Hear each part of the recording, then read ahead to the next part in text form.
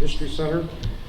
And at this time, I would like to recognize our dignitaries in attendance this morning. County Judge Mills, Commissioner Kesterline, there he is, Pat Russo, there she is, and Judge Diane McGinnis, she's back here. Mark Waganon, our Alderman for Fulton. Thank you all for coming. I hope I have not missed anyone. If so, just please scream. Here I am. I would like to recognize part of our board that is here today. Pam Stranahan on the executive board. Maureen Winkleman, our secretary. Father Tung, thank you for everything that you have done for us. And the star of the show, Olivia, what's her name? Thank you, Olivia. We appreciate everything you've done for us. At this time, I would like to recognize Father Tung who will deliver the invocation.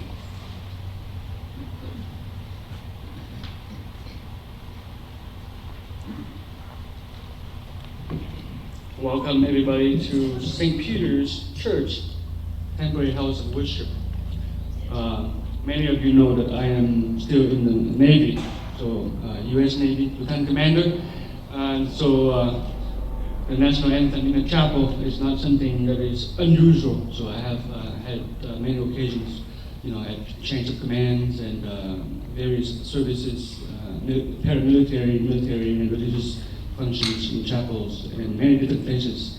My last place was of duty was for 2 weeks in Cuba a couple of weeks ago. I just came back this week, but from Cuba to Italy, Japan, Okinawa, the Philippines, Thailand, and many places in between. So it's good to be here. Good to see many of you. Patriotic, good Texans, right? So we are in God's house. Let us offer a prayer. Could we all rise? A prayer that I started writing, but did not finish. It's just like our life. It's we started, but we are living it. So let us ask the Lord to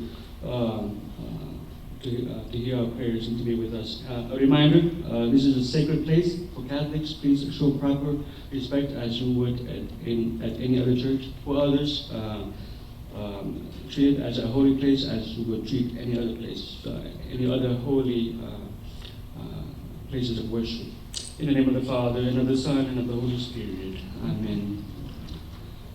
Dear loving Father, eternal God, Lord of history, just as you shepherded the chosen people of Israel in the wilderness for 40 years, you have also led, guided, protected, and strengthened a flock of another chosen people from Vietnam to be incorporated to the chosen people of this country. You have answered their prayers for 40 years, and for 40 years in the sojourn in this part of the coastal bend. You have used them to beautify and to enrich this part of your vineyard that once was also a wilderness. We praise you and we thank you.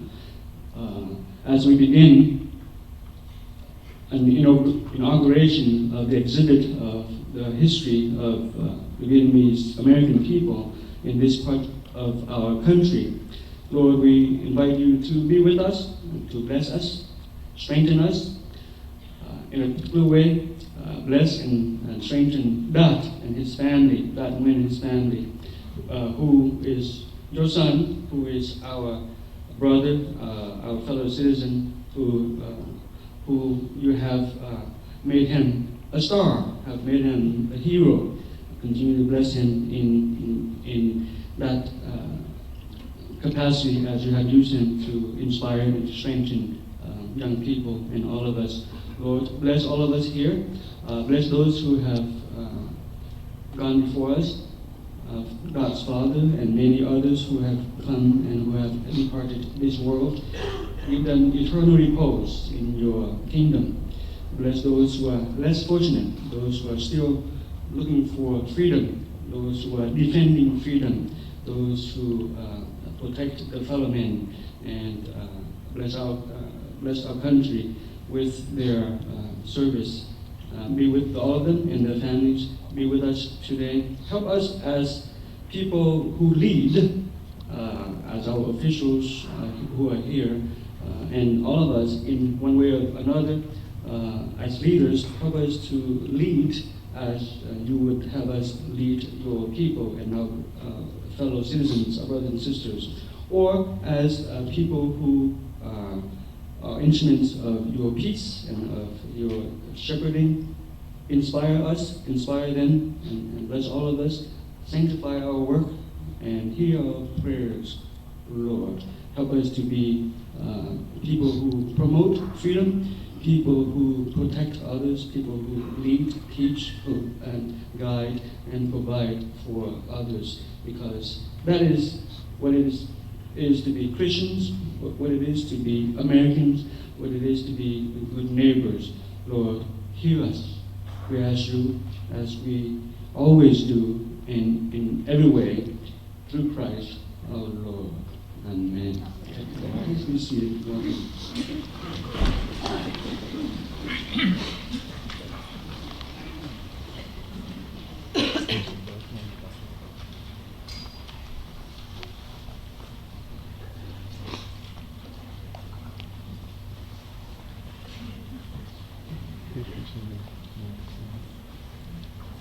At this time, I would like to recognize the lady that has spearheaded and put this exhibit on for our feature exhibit for 2022. Please welcome Leah Olivia.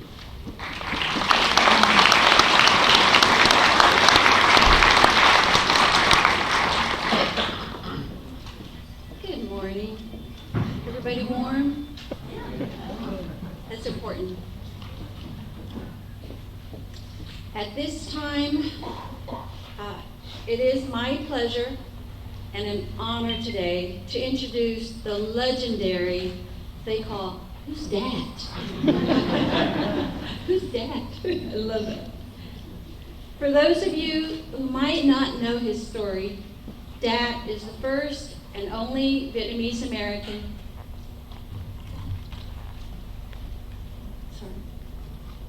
to play in the National Football League.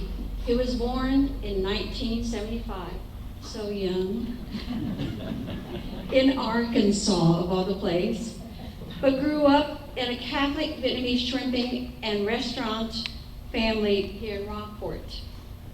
He played on the Rockport Fulton football team, going on to be a linebacker at Texas A&M from 1995 to 1998. Woohoo! Although some thought he was not the right size of the play linebacker, he finished his college career as the Aggies' career record holder with 517 career tackles. I don't know what that means. Okay, that's good thing. He was the undisputed on-field leader of the famous Wrecking Crew defense. He's generally acknowledged as the best defensive player in A&M football history and one of the greatest in the Big 12 Conference. The New York Times described him as the tornado in cleats, a player who would wipe out blockers twice his size and sniff out a play before it developed. He was called double-digit Dat for the number of tackles he racked up each game, often despite injuries. He was the first American all-linebacker and led A&M to its only Big 12 title. Is that true? He went on to play 7 seasons in the NFL, that I know, as the Dallas Cowboys middle linebacker before retiring. He also coached with the Aggies and the Cowboys before leaving the game. Dat has won numerous honors, including being recognized as an All-American and inducted into the College Football Hall of Fame. He's continued to be an inspirational role for thousands of immigrants and their families, recounting his family's journey fled from Vietnam by boat. under fire on the night the VC captured Saigon to become a successful entrepreneur and community leader he is today. Please join me in welcome Dat back to Rockport.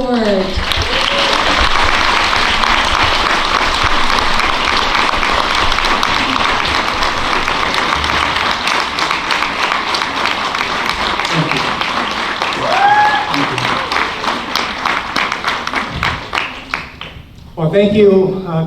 Wow. It turned out, it's a lot. I just want to make sure I don't forget. I got a lot of stuff I want to share. Thought about when I was asked to speak about this, and I really want to thank Leah for initiating this organization and organizing this exhibit and program to inviting me to join in to the History Center, acknowledging the significance of the Vietnamese community in Aransas County. So when I was asked to speak, I wanted to share my journey. And it seems like my journey has been chapters after chapters after chapters, and it seemed like God just gave me a pen and a paper and I keep writing. So I've been very, very blessed and fortunate, and I go back and I really want to talk about the Cowboys, but I really don't. And I really want to talk about A&M, but I think that's another chapter. But I really want to talk about my time in this great community, in this great town that I grew up years ago. And so I want to share my journey with you guys, and most of all, I want to thank everybody being out here today. And unfortunately, my mom can't be here, and some of her relatives can't be here. They are attending a funeral in Palacios at this time. So for me, my journey started April of 25, 1975. Before I said that, I know there's Vietnamese veterans in here or families. I want to say thank you. I am one of the reasons why, what you guys sacrificed, or family sacrificed for me to come over here.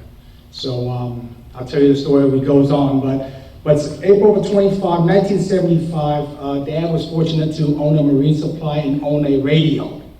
And he was listening to the radio to see what was going on in Saigon when the VC or the Viet Cong was about to invade our little village of Binh Da, and south of Saigon. So midnight, the 25th, Dad says, "Come on, all the kids, all 6 kids." My mom was 6 months pregnant with myself, and she had 5 other siblings. So we all got onto a shrimp boat and got out, and we were supposed to coordinate and meet up with the American ship. And unfortunately, the Viet Cong was attacking us, and we were unfortunate to connect with the American ship, so we were stuck out at sea. And when we were out there for almost 2 weeks, I think 10 days, almost 2 weeks. And Mom could tell me when I was a young kid growing up, and I was a bad boy, Mom would say, "You remember I almost lost you.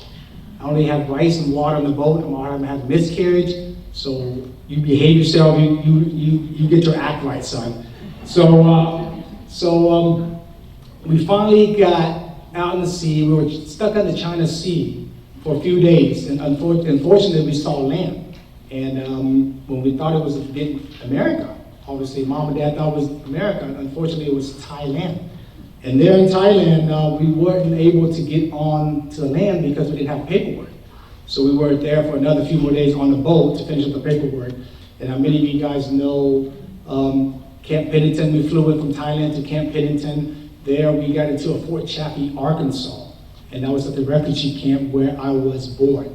And there, it's amazing how life takes you to the path, right? In certain ways. A few years ago, I was inducted to the Texas Sports Hall of Fame in Waco, Texas. And the other recipient was a guy named Lovie Smith. He was the head coach for the Chicago Bears. He was a defensive coordinator for the Tampa Bay Buccaneers when they won the Super Bowl. A great man. He's out in East Texas, and he was inducted also into the Texas Sports Hall of Fame. And I was looking forward to seeing him because when I was a senior at Texas A&M, my last game as a collegiate player was at the Senior Bowl. He was my coach. So I got to, so I'm looking forward to seeing him. I haven't seen him in a few years. And so I got to Waco, and we're out in the green room, and we're about to meet all the recipients. And what was crazy, his wife came with them. First time I met his wife, so she comes straight to me. She beeline straight to me. I said, "Hey, coach," and I didn't get to say hi to him. She was coming straight at me, and she was tearsing profusely. And I was like, "Well, what did I do wrong?" I was confused, concerned. I was like, and then she goes, "Dad, I need you to sit down. I need to tell you something." I said, "Yes, ma'am." So we sat down, and she goes, "You played in the Sugar Bowl at Texas A&M your last game against Ohio State. I went to the University of Ohio State. So my father and I went to the game. And during the game, her father would say, 'He's one of us. He's one of us.'" And she looks over to her dad, and she goes, "Dad, what are you talking about? What do you mean he's one of us?" He goes, "That is one of the kid that was at the refugee camp I supervised back in '75. And she just lost her dad that past year, so that's why she was emotionally, she wanted to share. So I was fortunate to see that story. So he used to live in Chicago, and she said she used to go back to Chicago every weekend. And he goes, "Hey, I can't leave them. Somebody's gonna take him, somebody's gonna do something to him." So he had to leave his family and took care of us at the refugee camp. So Coach Lovey Smith was the story. So we were there at Fort Chaffee, Arkansas, there, the Catholic Charity of America. All they supported us. They took us, we went to Kalamazoo, Michigan. Some of our families went down to Brownsville, other went to California, other went all around the country to Pennsylvania, Mississippi, etc. So we stayed in contact with our relatives, and in Michigan, Daddy, well, his mom had 6 kids, so she wasn't able to do much. But Dad kind of worked 2 jobs, and he worked at the church. Many of you guys might remember this. They donated, they raised some money and bought Dad and our family a vehicle, and it was a 1970 Ford LTD. Yeah, so you guys remember this car back then. And back then, obviously, no seatbelt, no car seats, etc. All 8 of us were in the car.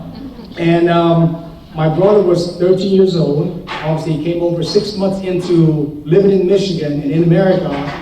Daddy said, "Hey, we can't live here. We have to go back to the shipping industry." That's what we did for a living. So we went down to South Texas. We got connected back to our family, and ironically, we settled here, obviously, in Rockport. Remember that village I told you about, Rockport? In south of Saigon, Bindab. Translation, Port Rock. So ironically, how God leads us, right? So we ended up here, and we did the shipping business. And I remember during the recruiting process when I was in high school, and I was going through the process, and Michigan was one of the schools. And I can tell you, December 1st, 1990, was that 94? I get a knock on the door, 8 o'clock in the morning. The head coach from Michigan shows up to her house. And we're like, "It's 3,000 miles away. This guy we see on TV, right?" So I'm scrambling, I'm looking around, and I was like, "Oh, my parents doesn't speak any English. I can't translate." So I guess I know Han No, who is Pier 77. He was the pioneer of football for us in Rockport. So we would play football because of him. He's the one that started football for all of us to play. So he comes over, excuse me, and he translates for Mom and Dad. And he was starstruck at that time too. So, but it was kind of funny how, I love Michigan. I recruited Michigan, went to Michigan for a recruiting visit. First time I flew in a plane. First time I ate lobster. I was like, "Man, I'm coming here. It's royalty," right? I was like, so I come back home and I asked Dad. I was like, "Hey, Dad," I was like, why did we move from Michigan? People in Michigan are so nice. They're so hospitable. They're just good people." And he goes, "Son," he looks at me. He goes, "Our Southeast Asian people, we don't like that cold weather."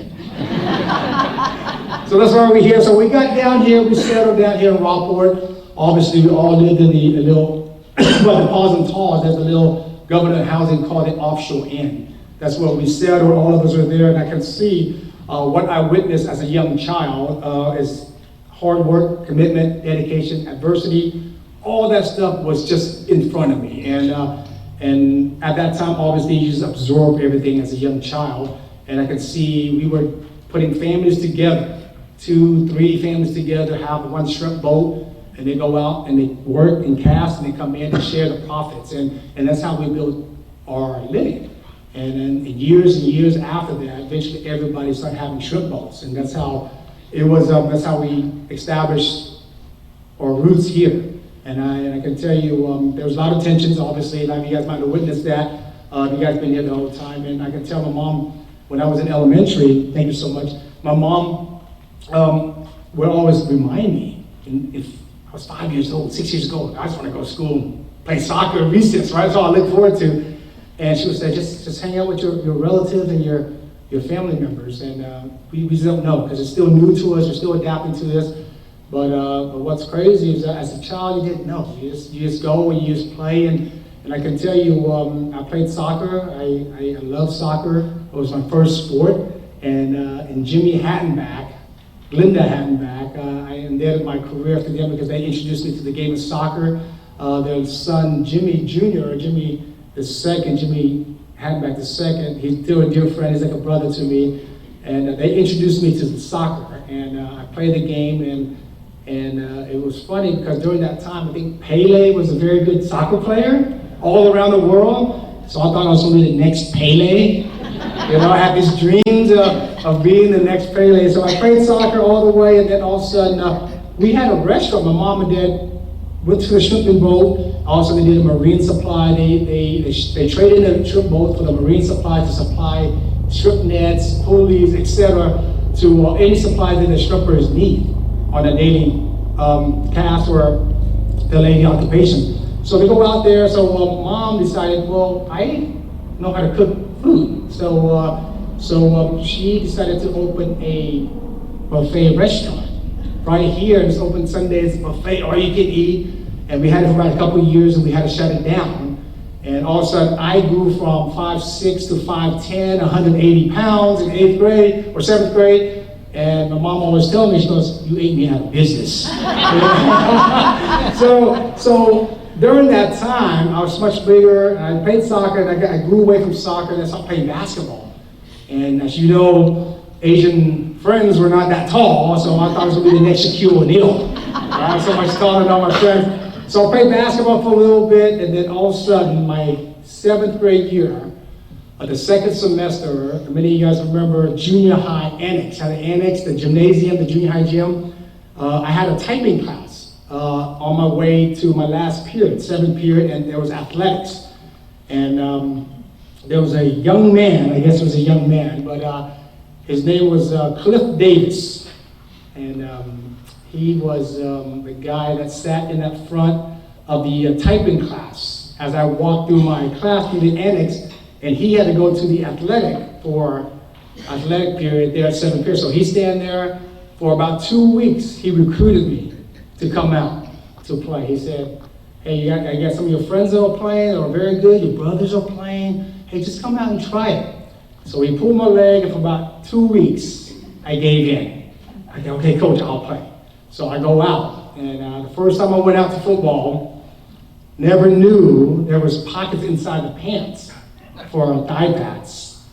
Didn't know there was loopholes on the hip pads to put the belts to go through the pants for your hip pads.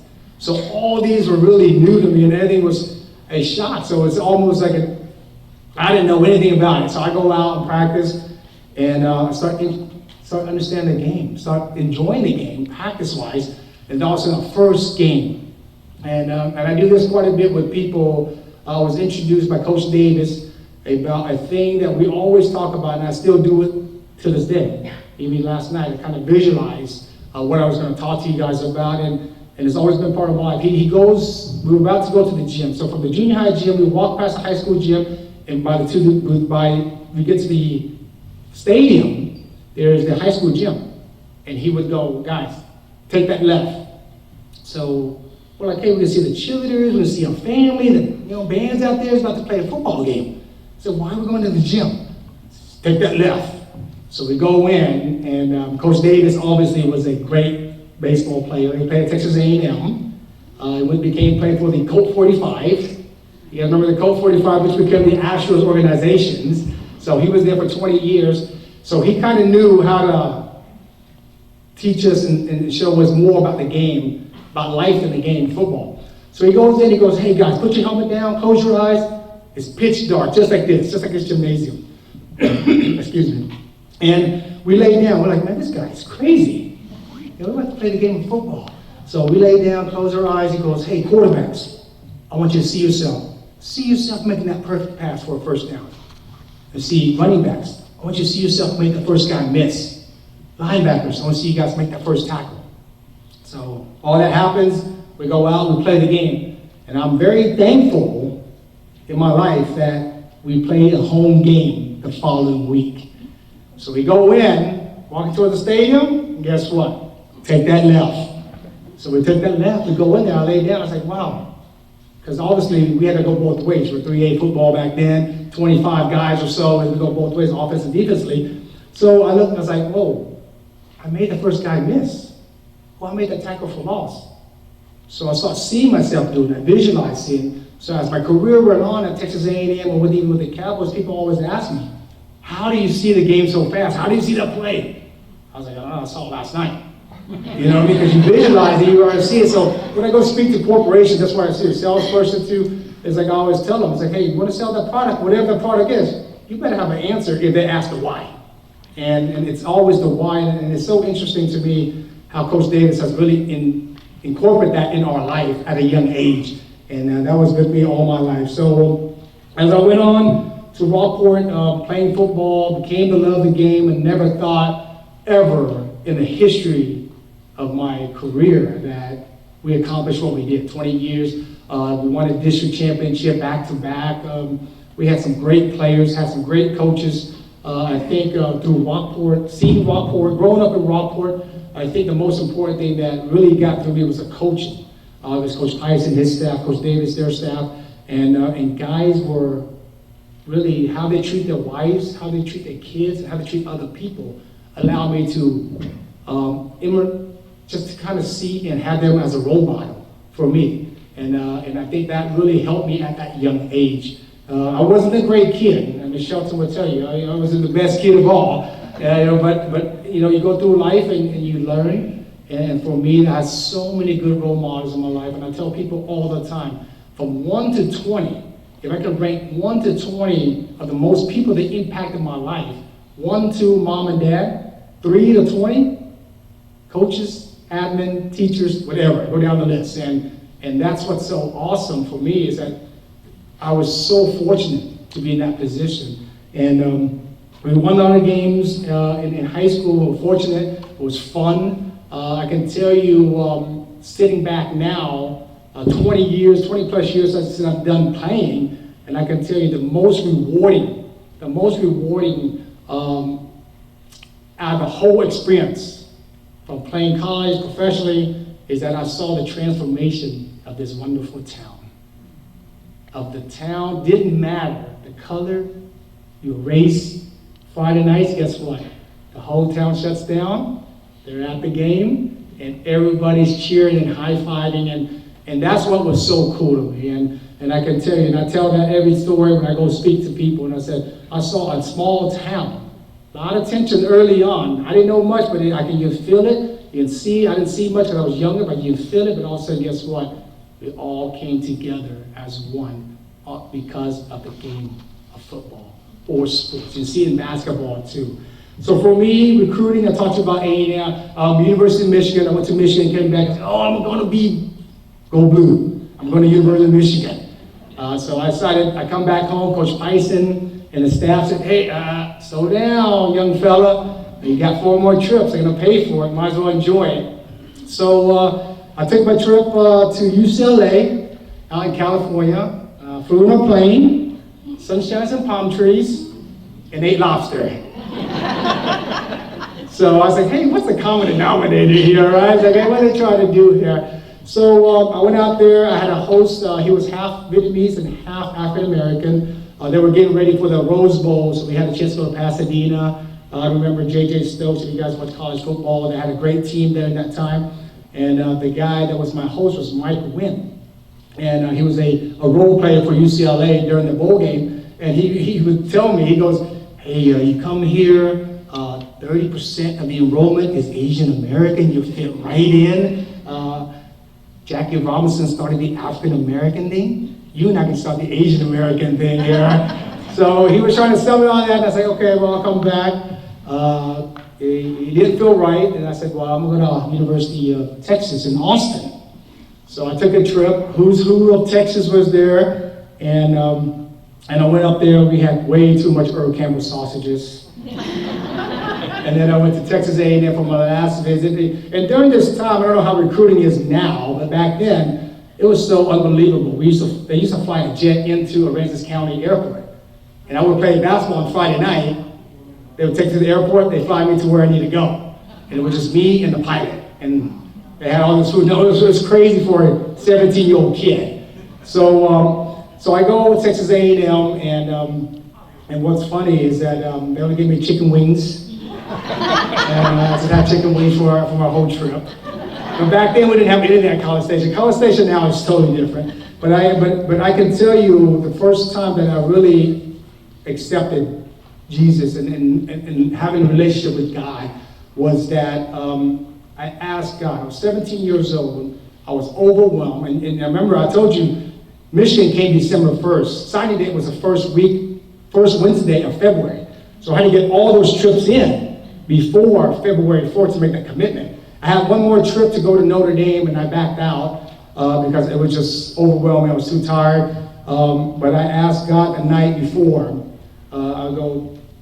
Before I went to sleep, I said, God, just give me an answer. I go where I want to go. Please tell me where you want me to be for the next 4 or 5 years of my career, my life. And I told the next morning I woke up, and the first thing came out of my mouth was, Gig 'em Aggies. And I went to A&M. I don't want to share much story about A&M, but I want to talk about adversity. I know that some kids are in here, and then I want to share about adversity just because it wasn't part of my speech. But when I got to Texas A&M, obviously we didn't have Facebook, we didn't have Twitter, we didn't have Instagram, we didn't have all this social media stuff we have now. We didn't have any websites as well, recruiting website. So I show up to Texas A&M thinking I was a big man on campus. You know, you sign up scholarship, right? A full ride to go to the University of Division I football, known as a wrecking crew defense, well-known established Division I program. So I show up and introduced myself to some guys, and I was like, whoa. I signed with the university, didn't know there was 5 linebackers. I was one of the 5 linebackers that signed. And I was like, whoa, this is known for the defense of A&M wrecking crew is 3 defensive linemen, 4 linebackers. And what's crazy is that there's 5 of us. So one of us is not gonna play. And find out that all of them played except myself. I had a red shirt. It was if the transfer portal is as easy as it is now, back then, my name might have been on that list. But I came back here and I talked to Coach, and then I told him, I said, Coach, and I said, I don't want to be at A&M, I'm not happy. They lied to me, they signed 5 linebackers, they promised me they were going to sign 3 or 2, whatever it was at that time. And Coach Tyson said, hey, the game of football and sports is you're going to decline as a player sometime. Take that education, run with it. And if you ever play the game of football, then it'll happen. So I reorganized my priorities, went back. Education was number 1. Athletic was 2. 6 o'clock in the morning, I worked out. 8 o'clock I went to class. 12 o'clock I went back to work at the gym. 4 o'clock I came back with the team. For the whole year straight, I worked out 3 times a day. Just for one opportunity. Because the guy that was a starter in front of me was an All-American. He was going to play. He started as a freshman, and he was going to play.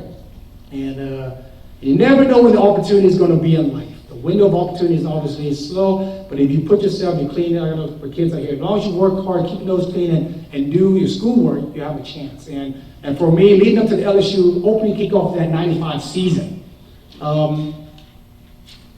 we were practicing, and I worked myself all the way to be a backup. And I said, 3 years from now, I'll be a backup for 3 years. Maybe my last year, I'll be a starter and play for the wrecking crew. That was my hope, and that was my dream. And that's the only thing that I could control. And so we practiced that Wednesday, right before we played LSU, opening kickoff the season. So Coach Slocum goes, hey, get in line, we're gonna run sprints. So we're running sprints back and forth. And the guy in front of me steps on the sprinkler head, twists his ankle, and can't play. That's how my career started. Wow. I had a chance to play. I had to start, I had to play, and that was it. And I started 50-plus game over whatever game, and how my career started. So you never know when this opportunity is going to be. So all those kids, just make sure you guys follow your dreams. And for me, you know, that's my story. I think in Rockport, it's never, I can't even express to you that every time I drive down that bridge from Lamar or Holiday Beach in, and my windows are rolled down. I don't care what it smells like, but it smells like home. But I'm just thankful that you guys accepted me as part of your family, and all of us in our community, the Vietnamese American here are very thankful. I know it wasn't great, it wasn't perfect, but guess what? You know, for the next 40 years, it's going to be better. And I'm thankful that all you guys came out here to support. And in closing, I would like to say a couple things that I'm proud that I have a small part in changing the negative stereotypes of the Vietnamese American here in Rockport and through America. And I'm very happy to see the people like Leah, I don't know where she at, Leah, and the History Center continue to educate and influence our larger community. Knowing that Leah has been on the board president for the History Center, written books, and her experience growing up here and serving the Rockport Culture and Art District, and a testament to her own character and dedication. Thank you for inviting me, and I wish you the best of luck with the exhibit and also this program. And I want to thank you all for coming out, and may God bless you and your family. Thank you so much.